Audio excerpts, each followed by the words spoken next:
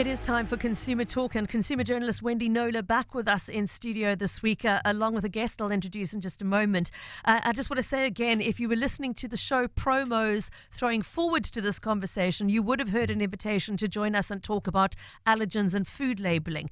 But we have delayed that interview until next week because of a breaking story we wanted to accommodate today. News of another very, very popular local car which has fared poorly in crash testing. Now, it was just a couple of weeks ago that we were hearing talk about the Hyundai Grand i10. Just 2 hours ago, we received the news that another very popular seller in South Africa has not exactly covered itself in glory at its NCAP test. And to talk to us about that latest news but talk more broadly about the issues it raises around vehicle safety standards, I'm really thrilled to have the CEO of the Automobile Association with us in studio, as well as Wendy. Wendy, before we introduce our guest, there was obviously a huge public reaction not too long ago when the bombshell news broke about the Hyundai and its very low rating. Won't you just start there and remind us what happened with that first one? Okay, sure. It was actually the first week of December, so we're going back quite a few. Gosh, it's taken a while for the news to gather momentum. Okay. But so the internationally respected global new car assessment program, better known as NCAP, crash tested a South African bought Grand i10 at a specialized test facility in Germany and awarded it 0 safety stars out of 5, that is, for front seat occupants. So that's the driver and the person in the front seat. Okay. Which is so 0 for the driver, 0 for the front passenger. Yeah, okay. For both. And 3 stars, as you mentioned earlier, for the child occupants in the back seat. So all the crash test dummies simulating the driver, adult, mommy, or whatever in the front, and then 2 kids, little kids, baby and toddler in the back. Okay. And all that information, they're all wired up and they get the information from what happened at the moment of impact, according to the sensors and everything. Okay, so the report reads: dangerously weak chest protection for the driver in the frontal test, severe and potentially fatal chest injuries likely in the side impact test, and an unstable body shell and footwell indicating structural integrity that cannot withstand further impact forces. So that's science speak, in my opinion, it's a bit of a death trap, because bear in mind that they hurtle these cars into a barrier at 64 kilometers an hour, which simulates that car crashing into a head-on with a similar weight and size car at 50 kilometers an hour. Now, you can imagine a lot of these crashes happen at far higher speeds than that. So what you see in a video of the crash test is a pretty low, relatively, especially in South Africa, low speed impact. So the global impact people say you must understand at higher impact there's going to be not much withstanding of impact happening at all. Yeah. So I think it's important for South Africans to understand that the simulation's actually done at a relatively low speed, and still these are the results. Even at the low speed. And as you rightly said, South Africans not exactly the world's best drivers. And what would happen in our road conditions is likely to be even worse. And we have one of the highest accident rates in the world. Yeah. Now, understandably, lots of concern about this news, and we were inundated with questions from listeners demanding to know, how can a car with that kind of safety rating be on the market? And they are going to be equally horrified, I suspect, to hear the news that broke today. The Automobile Association alerting us to the fact that the very popular Toyota Corolla Cross has been crash tested. Now, the result in this case is not quite as bad as the Hyundai's was, but it's certainly nothing to write home about, Wendy. No, indeed. So 2 safety stars for the driver and front passenger, which is definitely below average. Yeah. There is a world of difference between a 0 and a 2, though. In the case of 0, adding a few safety features is not going to make everything okay. It's, as somebody in the industry said to me, the car needs to be binned. But when you've got a 2-star rating, it can be that they can address some of the issues with some tech and get it to the point where it's far safer for people to drive. So for context, this car that's now in the crosshairs, excuse the pun, was the third best-selling passenger vehicle in South Africa.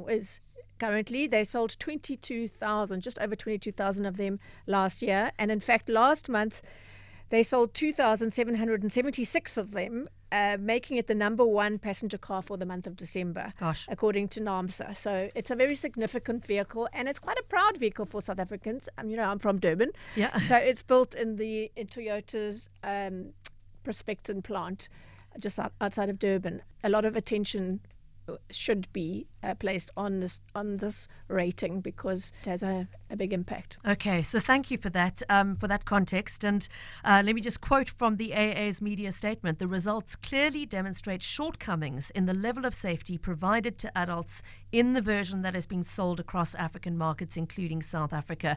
And I think before we go any further, it's really important to focus on that comment, the version that is being sold in this market.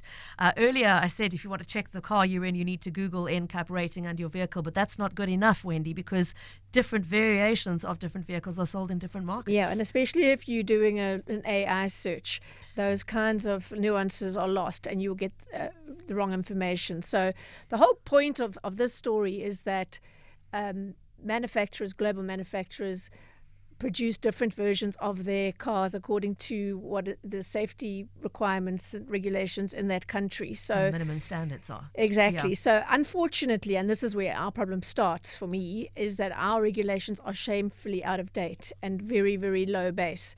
So in the context of 2026 and the life-saving safety technology that's available, starting with ESC, electronic stability control, which is second only to the seatbelt in its ability to save lives, and it's been proven to have done so. So not a hugely expensive bit of technology, but our regulations don't require it.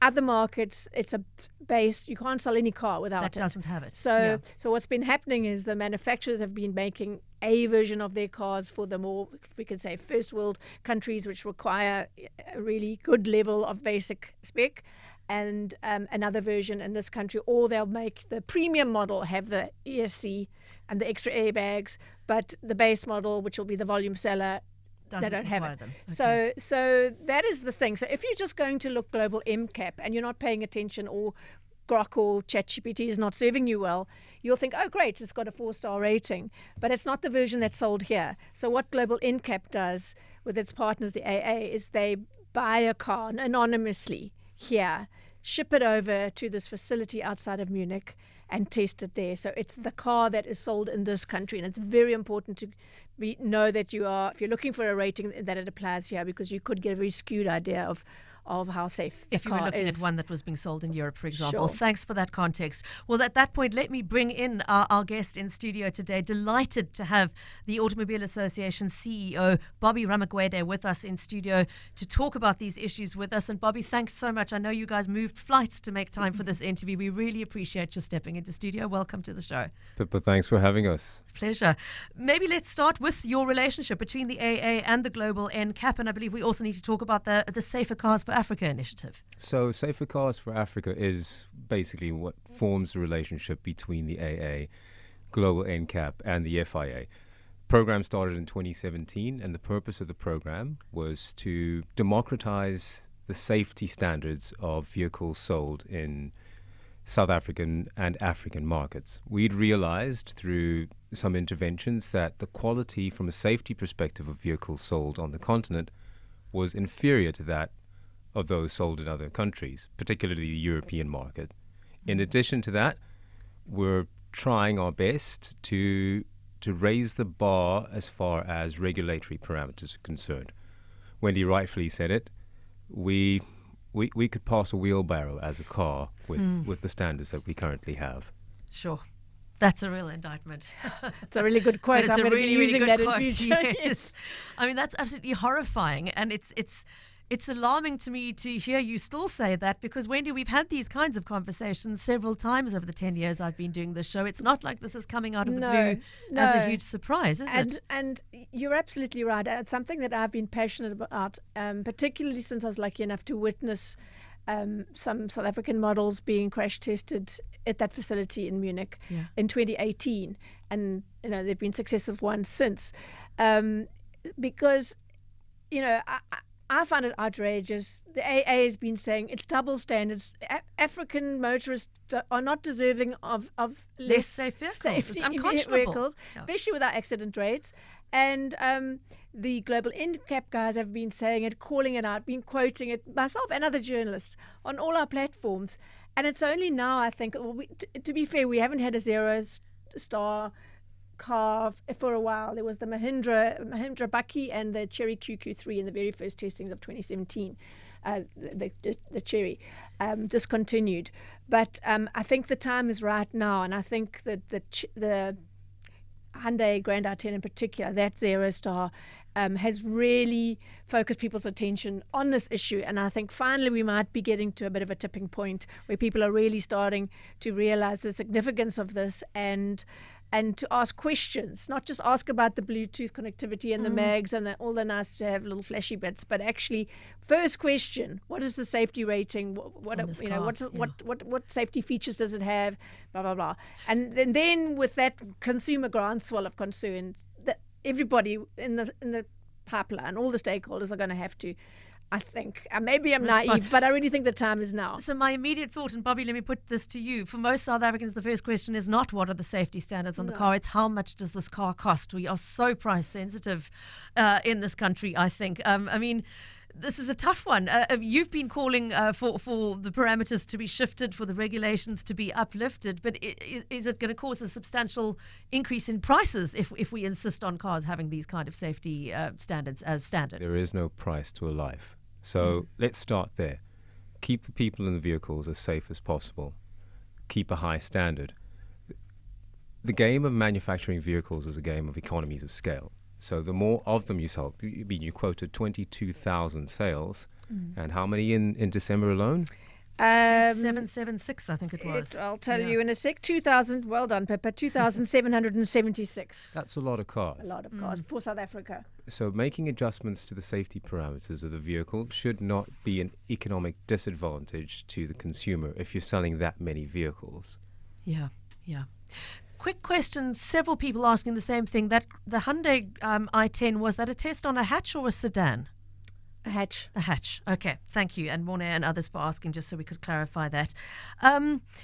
Okay, so Wendy, I mean, you've mentioned a little bit about how the testing happens and the findings in this particular. Just before we put any more questions to Bobby, do you maybe just want to give us a little bit more context on the specific findings of what the global NCAP team said was wrong? Where were the shortcomings in specifically this new test on the Corolla Cross? Okay, so the footwell area was found to be unstable and not capable of withstanding further loadings. The body shell itself was rated as stable, which was the Grand i10 wasn't. Okay, side impact showed recognized protection to the head, abdomen, and pelvis with adequate protection to the chest. Child protection received 3 stars owing to the lack of passenger airbag disconnection and the head of the 3-year-old dummy being exposed in both side and frontal impact tests. Side pole impact was not performed as the car does not offer standard side head protection for the front and the rear seated passengers. The lack of this kind of protection exposes the head to the risk of severe injury, even in a low-speed side impact with a pole or a tree. So, yeah, that was why it got 2 stars, that last bit. Okay. In the main. So, if I could ask Bobby, ideally, obviously, 5 stars is what you want. But how many stars for the cars are considered acceptable, and how worried should owners of these Corolla Cross vehicles be about a 2-star rating? Because it's a long way from a 0. Yeah. How worried should they be? I think that's what we should distill it down for our listeners. So let's graduate this from 0. 0 is, I think it's safe to say that 0 is no-go territory. Yeah. Non-negotiable. When you start working up the graduation of stars to 2, you need to start taking the context into consideration. What part of the body is exposed? Let's use the Corolla Cross in this particular instance. It's your head. I need not say much more. So despite it being a 2-star, which is a material improvement from a 0, it's still a very critical part of the body. So if I were to ask you, would you buy a car in which, if you were in an accident, you could potentially find yourself with severe head injuries? The short answer would probably be no. Yeah. Ignorance is bliss. Yeah. So, Okay, I mean, it's terrifying because, I mean, we're talking here, even if you survive the accident, you face potentially life-changing, life-altering injuries of this sort. So important for buyers to be asking these questions and alerting themselves to the fact that these safety features are there or not. And again, just to emphasize, the reason we're talking about this is not to pick on individual vehicles, Wendy. It's to raise this bigger question of the fact that South Africa is prepared to accept a lower safety standard and expose our drivers to these risks. And again, to quantify a lower safety standard, what was that lovely phrase you use about wheelbarrows? It's a significantly lower safety standard that we have legislated. Is it a case? I mean, I think you used the word outdated. Somebody did. When were our safety standards last upgraded, as far as you know, Bobby? I'd be speaking out of turn, but it's many, many years ago. Okay. In a world like this, it's not difficult to keep abreast and to keep up to date with standards. These standards could easily be adopted from other territories. And when I say adopted, it could be a cut and paste as a point of departure, just to ensure that the vehicle standards locally match those of European markets. I've just thought of something now. I mean, our transport department, they pay close attention to what is happening in Australia with regard to minimum alcohol levels, and they're wanting to emulate those. And there's always talk about it, but we have one of the highest accident rates in the world. Australia has extremely good regulations in terms of minimum safety that are allowed in cars for them to go on sale legally. You wonder, I mean, the first crash test of a South African car was done in 2017 by Global NCAP with its partner, the AA. Nothing has changed since then, and we're talking 9 years. Absolutely nothing.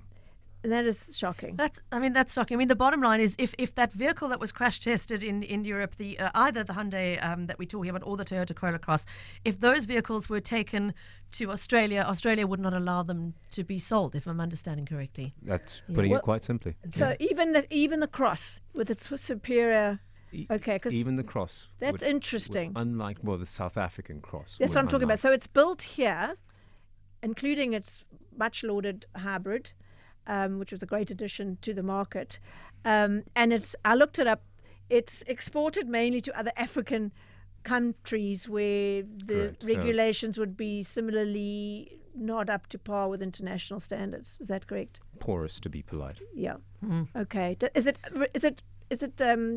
exported to any other countries outside of Africa? No. Okay. Let me just put to you in words what the Global NCAP Chief Executive Officer said off the back of the Toyota Corolla Cross crash test. He said, manufacturers like Toyota know how to build safer vehicles, and consumers in Africa deserve the same levels of safety performance which are fitted standard in other parts of the world.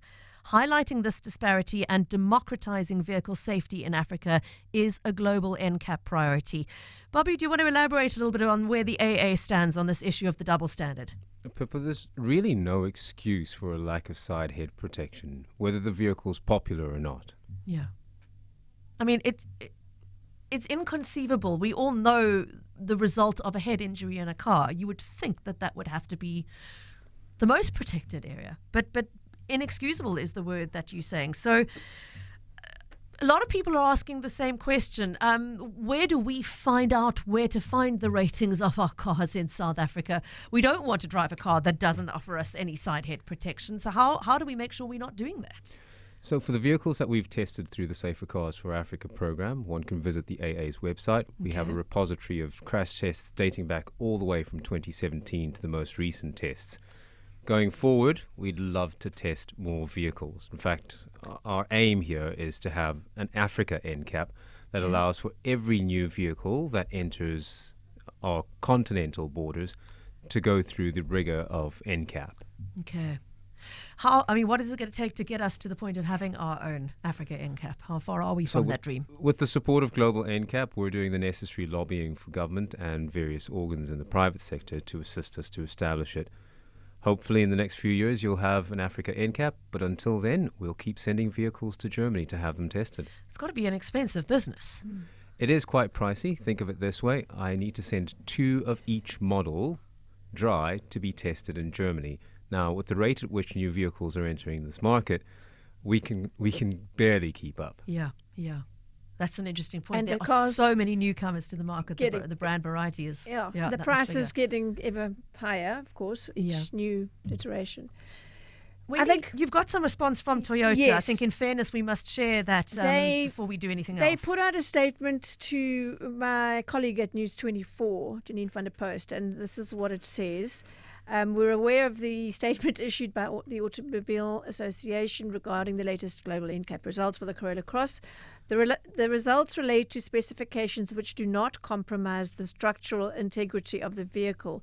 Notwithstanding this, Toyota South Africa Manufacturing confirms that the locally manufactured Corolla Cross meets and exceeds all applicable local legislative safety requirements.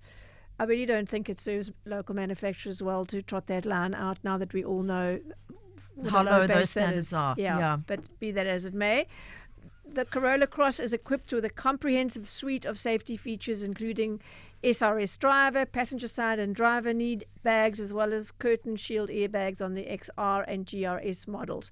So there's an example of what I was talking about earlier, that they tend to put the best safety spec on the premium models, and Global NCAP's view is it should be a standard feature, which is why, incidentally, they always test the base models. Okay, not the Lux version. Right. Yeah. Okay. And then it goes on to talk about its other features, and this is interesting. The global NCAP results coincide with an ongoing internal review of standardized curtain shield airbag fitment across the entire Corolla Cross range for the local market, and it's in line with their Kaizen continuous improvement philosophy. Blah blah blah. Yeah, that's essentially it. To your point, Niels just sent me a photograph of the interior of the car saying no curtain airbags. So one of the things, I mean, the consumer has a role to play here in knowing in asking the questions up front before they commit to a purchase. But I mean, a slot like this helps to educate people to know what to ask for. Is that part of the problem, Bobby, that consumers don't know any better? These have been our standards for years and years. Is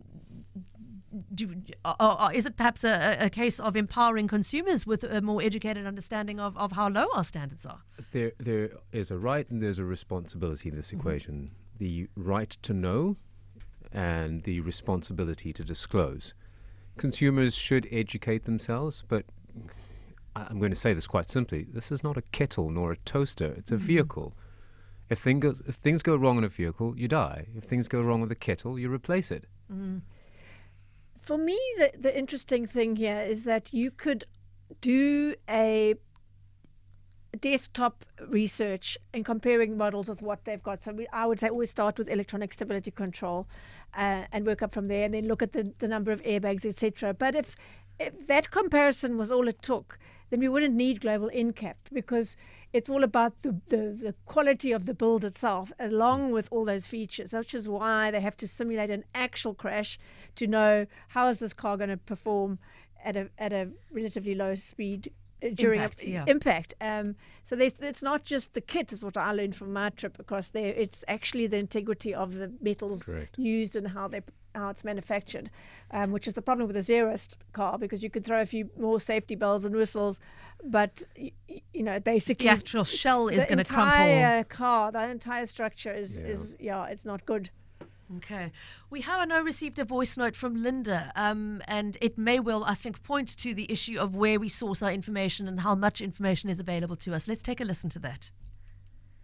A few years ago, I purchased a car online and looked at all the features on the website, and then went in to collect the car, test drive it first on day of delivery and sign. When I got there, I discovered that the cars in the showroom in South Africa had many of the safety features on the website missing. And in this case, it happened to be Renault. This, I think, was in 2018 already, but I believe it's not limited to one manufacturer. And I was just told they don't have all those features in South Africa, and nope, they don't specify that on the websites. And you only figure this out quite far down the road. It's really, really concerning. Number one, why are we allowed to do without essential safety features? And number two, how can the local dealerships use the same international global websites if the specs are different from country to country. It was a really rotten experience.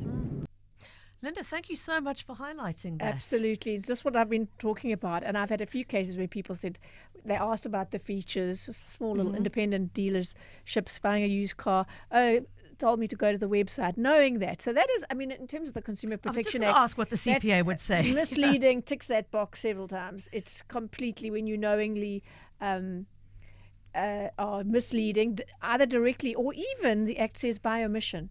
So, for example, Hyundai knew about, I have it on authority from Global NCAP, they knew about the 0-star rating of the Grand i10 from early-ish November of last year.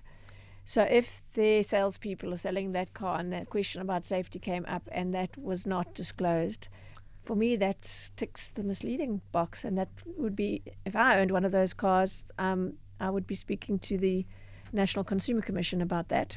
Okay, that's an interesting perspective.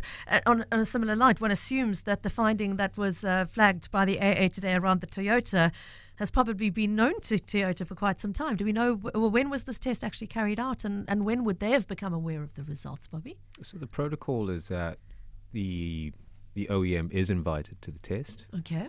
And they would know, let's just say they know well in advance of the AA knowing. Yeah. Okay. It's usually a several months process. Okay, so they are there to physically see the test being carried out. Correct. So whether they honour the invitation or not, that was going to be my next question. Secondary, do most of them come? Some do, some don't, Okay. and it really depends on the model as well. But the information is shared with them in advance. Okay. Douglas asking, are the Hyundai i10 and Corolla Cross the only new cars with this problem? Well, I think you've Different probably... problems. The category of problems seems to be fairly widespread. Would you like to respond to that, Bobby? So as I said, the aim of the program is to test as many new cars as possible. We select popular vehicles every year and send them through for testing. I can't disclose which cars we've selected because it kills the concept of anonymity. Yeah. But there are a few other vehicles that will be tested. There are others whose results we're waiting for, and we'll publish those towards the end of either quarter 2 or quarter 3. Okay, so definitely an ongoing conversation that we'll Yes. keep on looking at. Yeah, I mean, a comment from Rosalind who wrote in earlier saying, I'm a 72-year-old driver of a Hyundai Grand i10, which I bought in 2021. And she's absolutely loved her car, she says, so she was really shocked to hear the zero safety report. Does this mean that in the event of an accident, my car will not give enough protection to me? And how on earth can Hyundai have passed the safety quality tests on this vehicle? The domestic safety quality tests? Well, Very easily. Yeah. quite easily. Do you want to talk to us about, I mean, are there actual domestic safety quality tests? I mean, we know there are minimum standards, but do we do any internal local testing? We don't do any internal local testing anymore in South Africa, so we sort of rest on a series of standards in the homologation process. Okay, and knowing that those standards are set way lower than the rest of the world sets them, obviously that's not good enough. Bobby, do you want to talk to us a little bit? I mean, and this is an ongoing engagement, I know, and you are doing your best to shout up the pipeline that this needs to change. Do you want to talk to us a little bit about how those efforts have gone? Are you feeling like you're making any progress? Look, we're not making as much progress as we wanted to. I think it's twofold, right? Our two principal audiences are the consumer and then the government. Yeah. To the consumer, I think it's the more reachable ear. Our plea has been, please check the safety standards of your vehicle. And I understand that information is misleading. We have the program and we have a website that they can visit to at least give them the comfort, well, as far as the vehicles that we've tested are concerned. And if they have questions, that's why we're here with the AA. Reach out to us and we will point you in the correct direction. If not, get the information and put you in a position to make a more informed decision. To the state, we all kind of know that the wheels of the state turn slowly, but this is an opportunity for the state to do good. These standards are not difficult to adopt. A slight tweak here and there, and we're back to world class. And one would think that that's what we aspire to be and what we should aspire to be. Michael is asking, have any cars received a 5-star rating across the board? Yes, I think we tested a Mahindra some time back. A Mahindra SUV that Okay. I don't remember the exact model, but a Mahindra SUV received 5 stars on Global NCAP. Okay, so that's reassuring. It's not every vehicle in every class that's getting this kind of result. That is good to know. But again, Safer Cars for Africa is the sort of the strapline, I guess, you are searching for. That's the name of the campaign. That is this collaboration between the AA and the Global NCAP to raise awareness of this double standard that exists in minimum safety ratings, and to highlight the actual assessments of the actual model of car that is being sold here. So if you go to the AA's website, which is what, Bobby, while we're talking about it? www.aa.co.za. Doesn't get easier than at aa.co.za. You're looking for the Safer Cars for Africa info, and Richard, thank you for sending me a snapshot of how conveniently easy it is to read and see those star ratings on that site. This is a very interesting aspect, and I'm not sure if it's something any of our guests in studio are able to talk to, but somebody making the point, do insurance companies take this into effect in terms of how much they charge us, knowing that some vehicles are on the road with these lower standards? They should. They should. I mean, one would think Yeah, that but should potentially impact your premium. they don't have the full information. So not every car, unfortunately, has been crash tested as part of the Safer Cars for Africa initiative. It's far too few. So in the case of, I think if you have a car that has been crash tested and did well, I would certainly argue for a lower premium as a result. Yeah. I have asked a couple of big insurers for whether they've had some data on the Grand I-10 in terms of how they do in crashes, of the quantum of the repairs, bigger, do they reach right off more quickly than comparable models, and they predictably are not willing to share that information with me. Okay. I did go down that route. Right. Yeah. Okay. Thank you for trying. So Anton, who's just come in a little bit late and missed the details of the tests, is Anton, you're absolutely right in your assumption that the tests represent a crash at a relatively low speed and a relatively low amount of kinetic energy compared to actual road conditions, particularly when you're talking about the way South Africans drive. Do you want to just recap, Wendy, what it is they do, the speed at which they put them through, etc.? So the car is propelled by a sort of A pulley. road pulley thing at 64 kilometers an hour, and it hits a barrier that can absorb some of that kinetic energy. I'm not a scientist. This is very basic, my understanding, and please jump in and correct me, Bobby, if I'm saying it wrong. And that simulates a collision of two cars of similar size and presumably weight colliding at 50 kilometers an hour. At 50 kilometers an hour. Okay. So somehow that's how the maths computes. Correct. Right. Correct. When you take into account the impact on the other car together, it's simulating 50 kilometers an hour, which is below our suburban speed limit on an average day. So on a freeway, suburban you're road. going to get a much more catastrophic. And as you said, there's so many variables in that equation. It's the speed that both cars are going at. It's the size of the other car you're hitting, which could be substantially bigger than yours. Yeah. The simulation's never going to be exact. It's going to be in very defined, specific, and they do that for all cars, from the basic cars up to it's the same test in all the test centers that do it for the NCAP program or the NCAP. It's always that. It's exactly that. That's Sam. Yeah. Standardized test in a controlled environment. There you go. You see, Absolutely, it's yeah. said it properly. Some of the variables that are missing here is that not all accidents involve other cars. Sometimes you hit something as hard as a brick wall, which means a lot less of that energy is dispersed from one vehicle to another.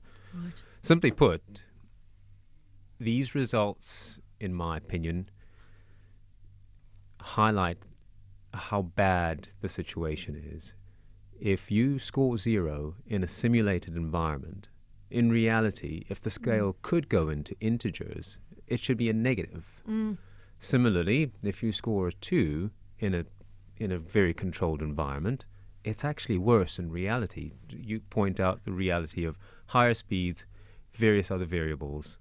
Bad roads in many areas. And bad roads. So the other variables that come into the mix make that score slightly worse in reality than what it is in the test environment. And these are brand new cars that get crash tested. So it's also not taking into account wear and tear, old shock absorbers, brakes that haven't been changed recently, etc. Yeah. I must just address one thing, because it comes up as a comment whenever I talk about this issue, and that is, most of the cars on the road are not only not crash tested, but they're very old cars.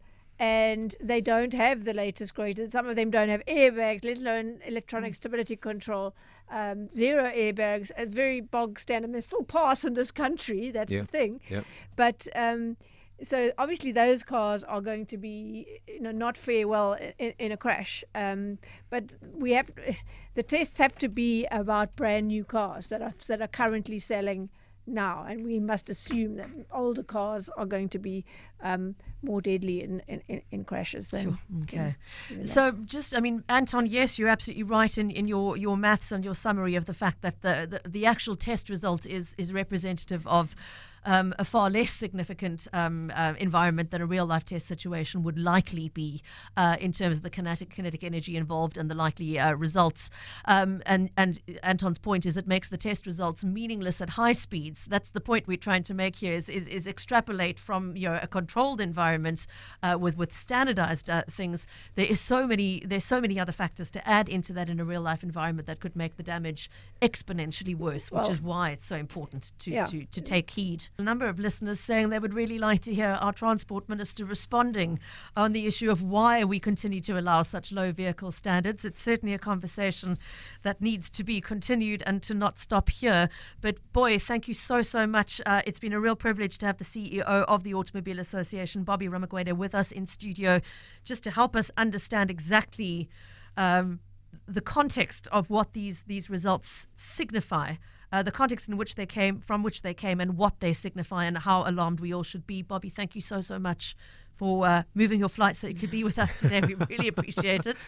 And all strength to your arm as you continue to fight this fight up the chain to government. Thank you, and thanks to your listeners. And thanks to everybody for engaging so robustly. And last thank yous to you, Wendy Knowler, as always. Thank you, Pippa. And a reminder that if you want to raise a consumer issue with Wendy, the best place to do that is on her website, which is wendyknowler.co.za. If you want to go and take a look and read up more about the findings of the vehicles that have been tested through the AA's program, you want to go to aa.co.za and look for safer cars for Africa.